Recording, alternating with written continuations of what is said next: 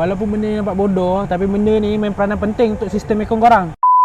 Kalau aircon korang tiba-tiba sejuk dia jadi kurang, korang jangan panik. Kereta korang ni ada cabin filter tau. Cabin filter tu ni aku tunjuk dia. Ni benda ni. Tapi ini Pro 2 punya. Kalau Proton punya lain. Dia setiap model kereta lain-lain. Cabin filter ni dia terletak kat dalam dashboard. Aku tunjuk kat korang macam mana nak buka dia. Dekat dashboard ni dia ada clip dia. Tak pun lock dia lah, kiri yang kanan. Ni korang tekan sisi dia ni. Tekan benda ni sampai terkeluar. Lepas tu yang belah sini pun korang tekan juga. Nampak tak? Senang je. Cabin filter ni dia terletak dekat atas blower. Blower ni. Ni blower, cabin filter ni. Nak buka dia ada lock dia. Lock dia ni kalau untuk model Persona baru ni, lock dia ni. Just tekan je. Ni kau tekan, kau tarik keluar.